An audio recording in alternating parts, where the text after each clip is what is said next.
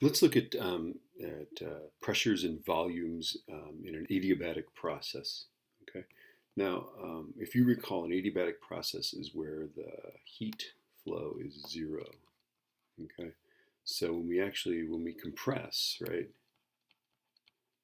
the piston moves in and the particles bounce off the piston at a higher velocity, right? So compressions raise the temperature.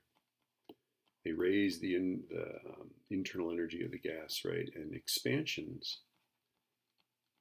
the particles are bouncing off a piston that's moving away from them, right? And so that tends to lower the temperature, right?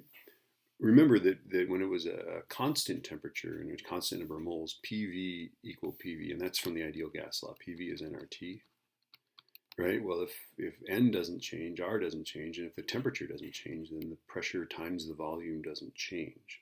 Okay, so for this is true for isothermal processes, right? PV is PV. We can just use the combined gas law. For an adiabatic process, it doesn't work so well because the temperature changes, and so um, there's a long thermodynamics has been around a long time. As soon as they figured out that gases were just little particles bouncing around, well, we can solve the physics of that in a statistical way, right? So, what from thermodynamics, this is a bit beyond the scope of this class. They've come up with the notion that pressure times volume raised to some exponent is a constant. Okay. Now, from an ideal gas, there's only 3 degrees of freedom, and in general, this exponent is the degrees of freedom plus 2 over the degrees of freedom. Okay, so for monatomic gas, there are 3 degrees of freedom.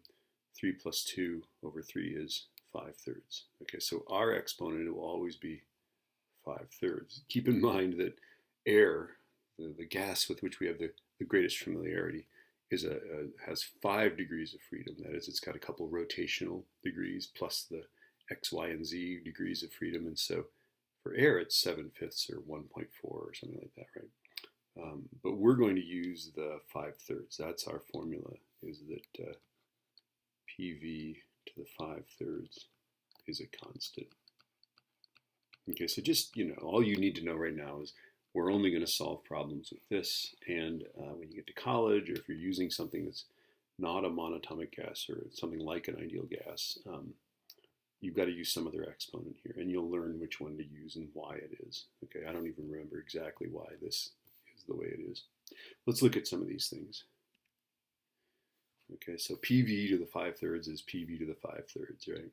Okay, so gas in a piston has a volume of 1.2 liters and a pressure of 1 bar. Okay, that's 1 bar of pressure, which is roughly an atmosphere, right? If it is compressed isothermally at a constant temperature to a volume of 8.8 liters, what is the new pressure? Okay, we can do that, right? Okay, so this would be isothermal would be PV equals PV, right?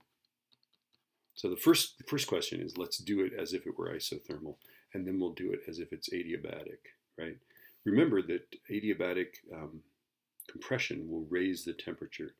So we would expect this answer, B, to be a bit higher pressure because it's going to be a higher temperature. But let's look at the isothermal first, right?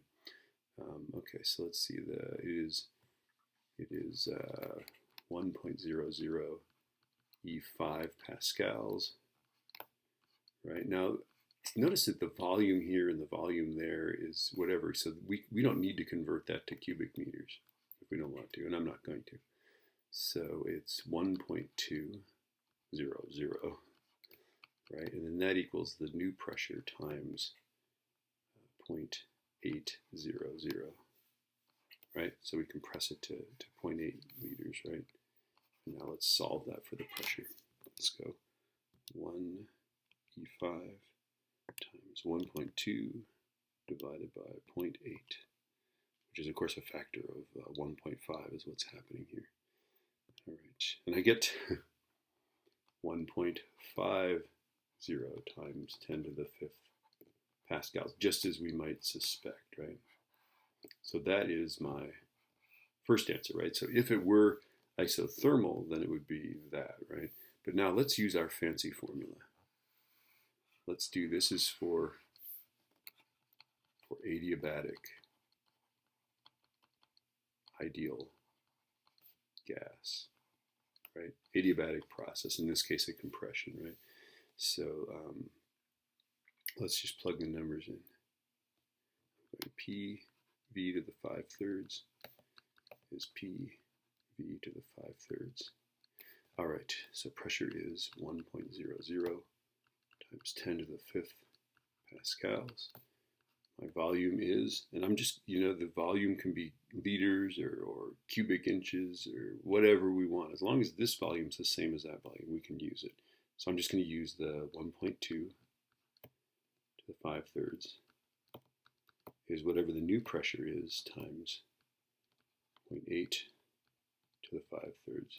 This makes the volume a bit more important, right? All right, so here we go. So I go 1E5 times 1.2 raised to the parentheses 5 divided by 3. Here we go. Okay, let's see. And then I'm going to divide by 0.8 raised to the parentheses 5 divided by 3. Okay, so to raise it to the 5/3, just go raise to the. Okay, now if you've got one of those fancy calculators, I think once you put it into the exponent thing, whatever you type there will become the exponent. Parentheses won't hurt though. Okay, let's see. Yeah, there we go. So I get the new pressure is 196,555.6 pascals, which is 1, 2, 3, 4, 5, 1.97, I guess. Okay. Notice that this pressure is more than this, right? That's more than 1.5 E5 pascals that we got. So in an isothermal compression, the pressure is more because the temperature is higher. The temperature rises. Okay, the temperature rises for two reasons, right? In a statistical sense, we do work on the gas, and the work is manifested by an increase of internal energy, right? But basically it rises because you've got a piston moving down, right? And as this piston moves down, as that goes down, right, the gas particles that bounce off it come off with a higher velocity. Okay. Yeah. All right. I think there's really nothing else to say about this. So this is for pressures and volumes in adiabatic processes. When you have an ideal gas or a monatomic,